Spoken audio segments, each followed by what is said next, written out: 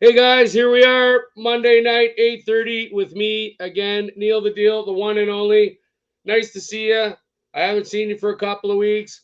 We had a few glitches here where I am. The internet was taken out, all kinds of stuff, construction, but whatever. Here we are, we're back, and this is going to be a huge show, one of the biggest of the year. I've been waiting for this all year. It's going to be a giant, giant show. So I want to thank you all for coming out. All the likes, shares, and the notification punches have been absolutely amazing. I really got to say thank you very much, guys, here at Talkin Fight and .com. And thanks for coming out for the Neil the Deal Boxing 101 show. So let's get right into it. Although I didn't have my shows the last couple of weeks, we're going to talk about the shows last weekend that I was going to preview, but we weren't able really to do it. So we're just going to talk about what I saw the fights. So we'll go over the fights that I saw and a few of the the results of what happened. And I'm sure you guys watched a bit of this. I hope you did because the fights were great. So we were going to be talking about last week the George Cambozo Jr. fight and the Maxi Hughes fight on Saturday just passed. George Cambozo Jr., as you know, I had a episode on him a couple of years ago. We talked about it on the Friday night panel, and I made some predictions, and he has not disappointed. He was the past unified world champion, taking out my buddy. I could not believe that fight. If you want to go back and see that, George Cambozo Jr. versus Teofimo Lopez.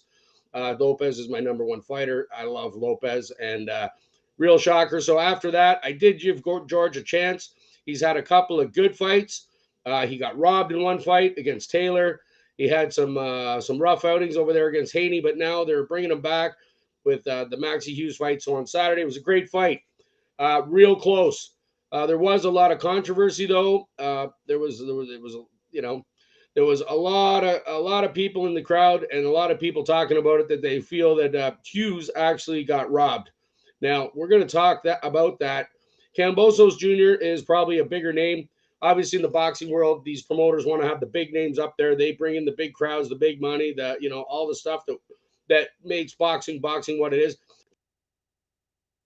The competition up at the top, as we know, is Ricky Cambosos in the mix. So I think there was a little bit of fudging going on here, but it was a close fight. George put up a huge battle. The Thunder from Down Under. I like him. And Maxi Hughes did not disappoint in the fight. So if you want to go check it out on YouTube. There's a full fight preview there. Watch the full fight. You'll see it for yourself. And it was a 12 round match. It was from the Fire Lake Arena or Shawnee, USA. It was a bit of a strange fight. It ended up Camboso in the end. He basically it was pretty close. The punching totals were pretty close. The fight was close, but there were a few little things within the fight that maybe swayed it. I thought maybe for Hughes, and but the judges again. This judging is just getting a little bit every week we're talking about it, guys, here at talkinfight.com. It's getting a little kooky for me now. It's not that they're not in the they're watching the fights, I'm sure, because they're like 3 feet away. And unless they're eating and not watching, some of them I don't get these totals. So it was a majority decision, right? Camboso took all the judges down, but the numbers again don't add up. So we got one judge with the 117, 111. That's a huge difference. The other judge, 115, 113, and the other judge had it as a draw. Okay? Draw for 114, 114. That's kind of what I saw. 115, 113, Camboso. I don't know, it was almost a draw. But where was that one judge at 117, 111? So I don't understand how there's such a huge gap right there in the judges' minds. I don't know what would sway you from like a 5-6 point difference. It just didn't make any sense to me. And we've had multiple fights this year about that, right? So I'm looking at all kinds of stuff here. I mean, it was a really close fight.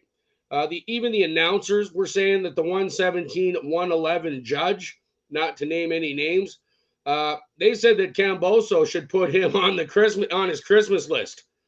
So you know what I mean? That'll tell you that if Camboso has to put the judge on his Christmas list, then obviously there was something going on. There was a little bit kind of what's happening there. So I'm like, I don't know.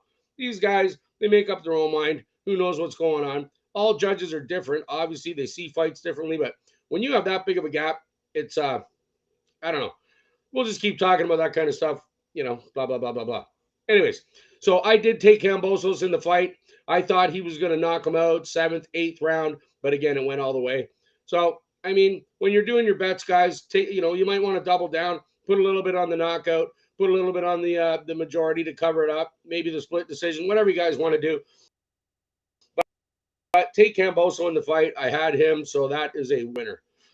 The undercard fight was that Keyshawn Davis. He won his 10th fight. He's 10-0 now. He's a 2020 silver medalist at the Olympic Games. He's a superstar in the lightweight division. This lightweight division is just getting crazy. It's already crazy, as we know. And now they bring in Davis. He's another up-and-comer that's looking to battle for a title. He looked really good. He had all the tools in the box. He basically ran the board. I checked the fight. He ran the board. He did have a knockdown of his opponent in the 10th round. I believe it was basically a shutout. The judges looked at it. It was pretty much a shutout. 100-89, 100-87. Sorry, 189 and 99-90. So that's pretty much right across the board. So look out for Keyshawn Davis. He's going to be a big up-and-comer. I'm keeping my eye on him. He's going to be going forward. He's going to be good. I was also going to be talking about Lee McGregor versus Eric Robles, Alaya, Mexican fighter. Lee McGregor is a UK fighter. It was over in the UK, and it was from the Meadowbank Sports Centre in Edinburgh, Scotland. Edinburgh, Scotland. Got to like that place. Home of me. Well, not exactly Edinburgh, but in the same country. So I like Lee McGregor. He was a favorite going into the fight. He was in front of his family, friends, and we all know how that kind of stuff goes. I mean, Josh Taylor got one of those, and a couple more fights, guys. You know what I mean? You don't want to lose in front of your mother. You know what I mean? You don't want to lose in front of your buddies. You know what I'm saying? So these judges, I don't know what's going on. So I did take McGregor in a 10th or 11th round TKO. Something of that sort. I know Robles is from Mexico. It's the first time he ever fought out of Mexico. But as we know, these Mexican fighters have heart. They have, they're born bred fighters. If you ever been to Mexico, the city, you better be prepared. Get your shoelaces tied on tight and, get ready to go, because at any time, one of these guys, you know what I mean? It's a tough country. So they produce some very, very tough fighters, and we all know what kind of fighters they've done in the past. We won't get into that, but man, they produce the superstar fighters. Robles, I kind of had a little bit of an inclination. I was thinking of putting a little bit of money on Robles because McGregor, I heard, he wasn't 100%. I heard through the grapevine, a couple of people were telling me, McGregor's in there, but he really, and he was a favorite. I would have probably put a little bit of money on both. I don't know. I probably would have put a little more on McGregor, but Robles was a good bet. I liked him. He had a great record, and the fight was great. Absolutely, Lee started off pretty good. Robles really came on in the first few rounds. It started getting a little even, but I was kept saying that Robles was getting more inside during the fight. He was and Lee was a little more outside of the fight type of thing. So Lee was at distance. He was getting the premier shots, and inside Robles was really taking it to him. And I was kind of a little concerned for Lee at certain points. And then all of a sudden, Robles just started kind of pushing him around, kind of not exactly. It was really close, but in my eyes, knowing that I've seen 1 zillion fights, or I don't even know, it seemed to me that the crowd was behind Lee. Obviously, they were going absolutely bananas. 1,300 of them there in Scotland, and they were going absolutely nuts.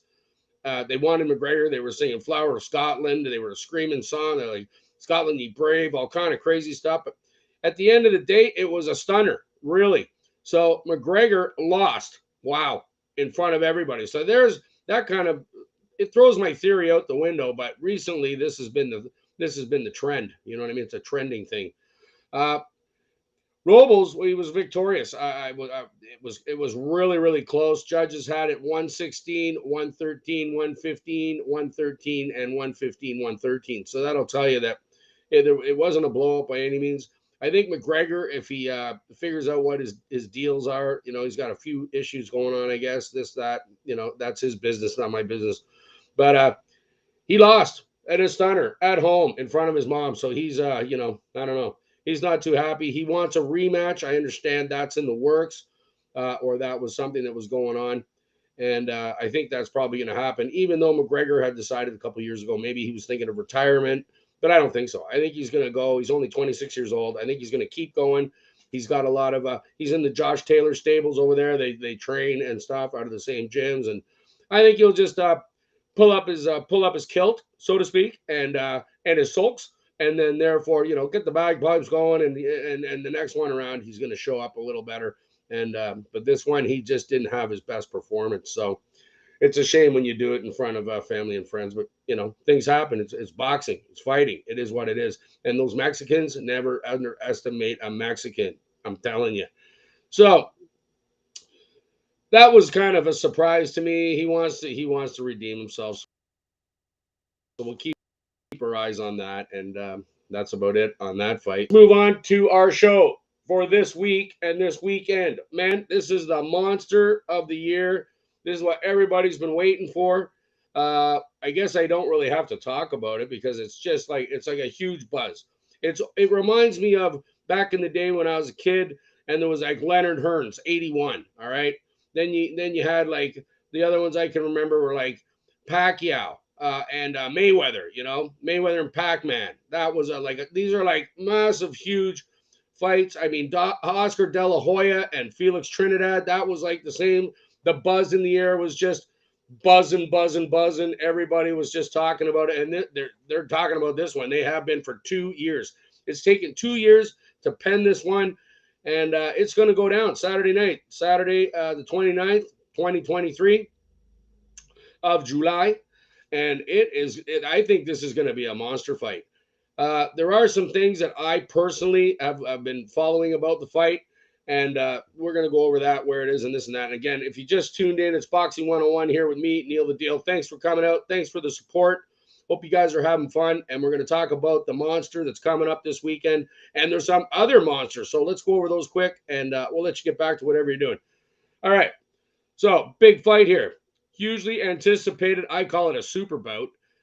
Saturday, July 29th, 2023. From the T-Mobile Arena in Las Vegas, Nevada, which is basically the mecca of boxing. Nevada is the biggest boxing, I guess, state, you would say, in the world, I would say. And all the big boys and all the big fights. And other than MSG, the mecca, that's where you want to be. T-Mobile, right? As the big ones are.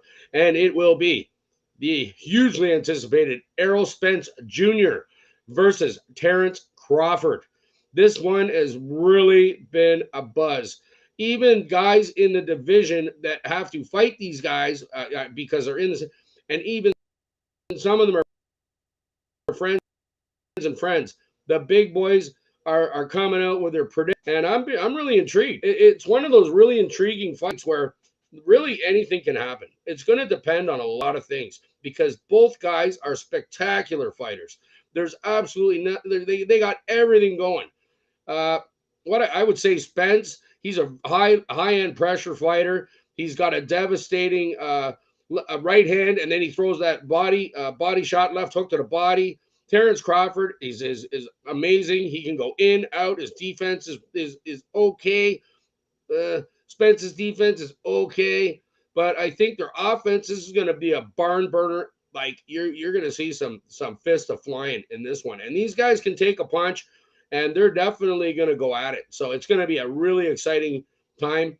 I'm obviously looking forward to it. The undercard got better with Nonito Donaire being added finally because we were all laughing about the undercard was pretty weak. But that's a bantamweight world championship fight. So that's going to be the co-main event. And this one, again, is going to go crazy. So we'll just talk about it. This fight is for five belts. All right. We got it's a 12-round contest in the welterweight division, 147 pound.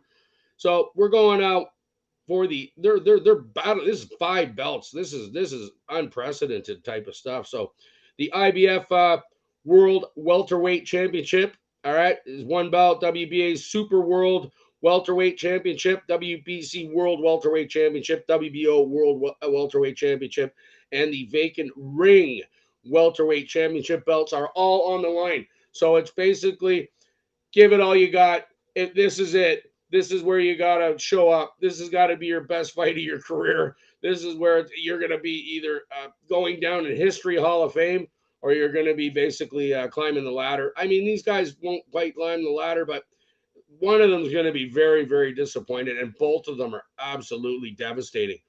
They have everything going for them. They can run the ring.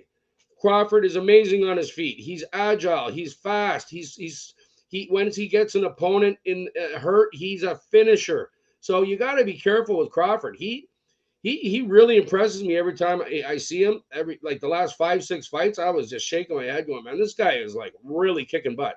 So guys out there, Boxing 101 here with me and Neil the Deal. We're talking about the big fight, Spence and Crawford. If you just tuned in, uh, wow, it is a mouthful. Like if you had to say blah blah blah blah, you know what I mean? That's a mouthful. So these guys really want to go down in history, and this fight could go down as one of the best. Well, it will be one of the best fights of the year, probably. Well, in the top 5, my favorite fights, no doubt. And so let's go over the numbers here. So Spence Jr. He's 28-0 with 22 knockouts, gives him a 79% knockout percentage. Crawford, 39-0. 30 knockouts, 70. He's got a 77% knockout percentage. So they're real close, 79, 77, right? Spence is 33, Crawford's 35. So they can't say, oh, well, this guy's a lot younger. No, they're in their prime right there. This is it. This is the big one. Spence is ranked number 1 by Ring Magazine, and Crawford is, because it is the vacant, it is the vacant Ring Magazine Championship welterweight division title, championship title. And so Spence is number 1, and Crawford is ranked number 2 by Ring. So this is it. This is going to be the big boy. If you want to check it out, the ring walk is going to be 11:30 p.m. Eastern Standard Time, 8:30 p.m. Pacific Standard Time, and 4:30 a.m. British Standard Time. It's going to be shown on Showtime pay-per-view. So it is a pay-per-view event. I believe the cost is about $84.99. I don't know if that's Canadian or U.S. It's probably U.S. So in Canada, it might be a bit more. I'm not sure 100%. But check it out if you want to watch the fight. I think it's well worth the money. It's going to go down in history as one of the best fights of 2023. So we got Showtime, again, pay-per-view, and that's in the United States. In Britain, it's going to be on TNT Sports Box Office, and you can stream it through the Showtime app, USA, and in the UK, it's the BT Box Office via BT Sports app. So if you guys want to stream that, check it out. Get your pay-per-view, get your popcorn, peanuts, and Cracker Jacks, as we always say. Sit down with a bunch of buddies, this and that. Have yourself a bunch of pops. I don't know what else you'll be doing. That's not my business. That's your business. Do whatever you want. I don't tell anybody. They don't. You know what I mean? I don't tell anybody what to do. Just have fun and live your life the way you want to live it. So enjoy yourself on that. I'm kind of thinking myself, it's a really hard fight to gauge because it's so big. It's been 2 years in the making. The winner is going to be the man with all the belts, so he's going to be the he'll be walking around the world like he basically owns the world at that point. But we're going to go over the odds. If you're a betting guy like myself, we got Crawford as is the favorite. He's minus 180. All right. Spence is plus 140. So if you're not big on the boxing or the betting for boxing and stuff, Crawford at minus 180, you got to put up $180 to win 100. With Spence, you got to put up $100 to win $140. So, and again, I'm gonna go. There's a draw. If you think the fight will end up a draw, there could be a draw here. That gives it a second fight, and it becomes the trilogy. So there is a big chance, and the number is nice. So I might just throw a little ding dong on the draw because these guys, it's damn even.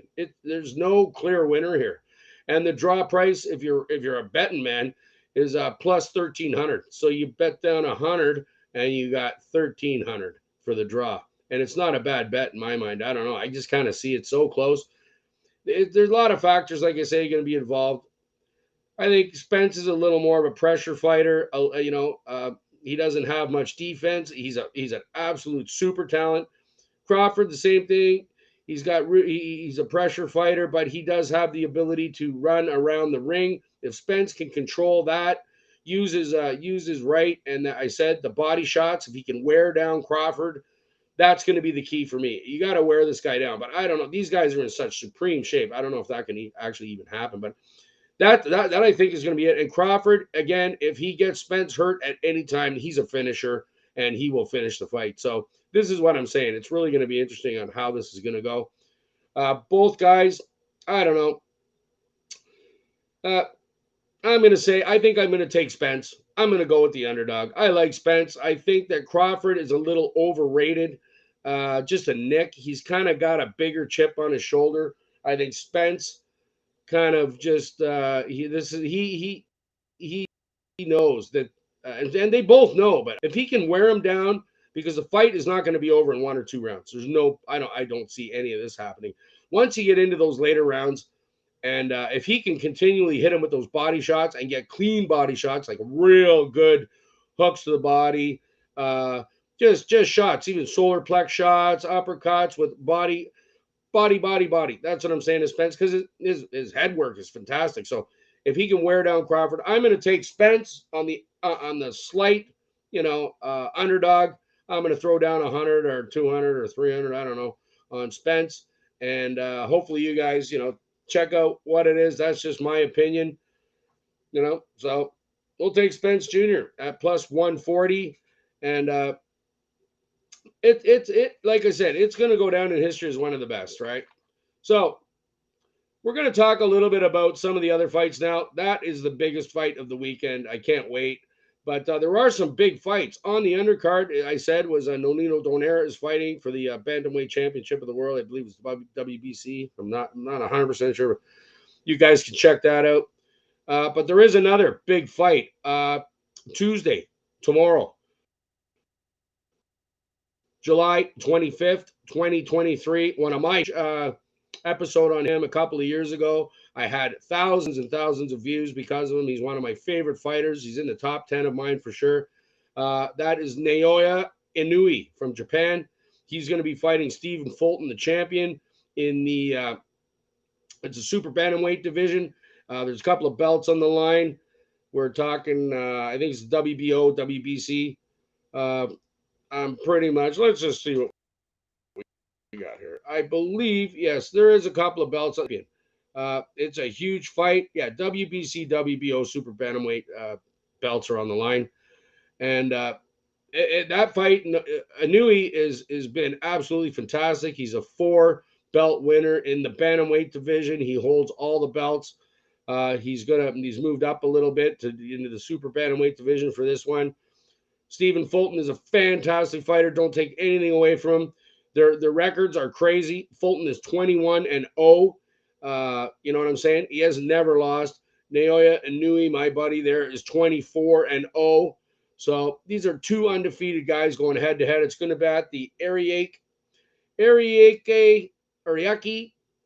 Arena in Kotoku, Japan. I understand I've seen this. This is some sort of a boxing facility somewhere in Japan, and they really like the boxing in Japan. I want to say hi to all the Japanese people and boxers for your support here at Talkin Fight. Everybody else around the world, of course. I'm just talking for Naoya. Thanks a lot. You've been really great to us here in Canada. Every time we see you, we're so excited, and you're a fantastic fighter. And Fulton as well. Thank you for everything. You're a fan out of the United States. Fantastic fighter, so I'm really looking forward to it. In that division, Fulton is ranked number 1 by Ring, and Inoue is ranked number 1 by the WBO and number 1 by the WBC, and that's what's on the line. So this is going to be another barn burner, another crusher, this is going to be a smash mouth, big time, boot it up, get your mouth guard in and tie up your shoelaces, like I say, because there's going to be some real big rumbles going on here. The broadcast in the U.S. is going to be on ESPN Plus tomorrow night. Check that out. Get the app. Do this. Sign up. ESPN Plus. I love ESPN. In the UK, it's going to be on Sky Sports. And UK, I believe there's a way to get there. Sky Sports. I've watched a bunch of stuff on Sky Sports. I have a box type of thing, and Sky Sports is great. So it's going off. Ring walks, broadcast, all this jazz. So the broadcasts are going to be starting at 9:30 a.m. in Britain, British Standard Time, 4:30 a.m. Eastern Standard Time. So I got to get up at 4:30 in the morning tomorrow morning. Get your coffee, whatever, bowl of Cheerios, you know what I mean? And away we go. And it's going to be at 1:30 Pacific Standard Time out west. So what are we going to do on this one, guys? Who are we taking? What's happening? Well, I can go in with Inui. The odds makers are looking at Vegas right there. Inui is a favorite. He's minus 400. Fulton is the underdog plus 300. I'd be putting down, 400 to make the 100. I think Inui's going to do the job here. He's a different specimen, that guy. I don't know. And then nothing to take away from Stephen Fulton, but I don't know. I'm just going to go with Nanoia. I really liked him for years. He has not had any bleeps or blunders in any fight. He's commanded the ring. He's a real bona fide superstar, super duper duper Japanese super whooper star. So make sure you guys keep your eye on that fight tomorrow night. It's funny, Tuesday night, and then the Saturday night fight, the monster of the year with Spence and Crawford. So, keep it all together. Always, like I say, want to thank you for coming out.